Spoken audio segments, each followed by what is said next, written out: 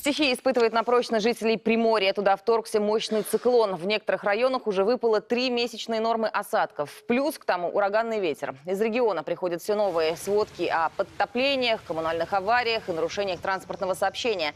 Так, в Артемовском городском округе из-за подмыва опор ЛЭП без света остались 2500 человек. Около десятка населенных пунктов оказались отрезаны из-за размыва дорог. В Уссурийске машины с трудом преодолевают огромные лужи.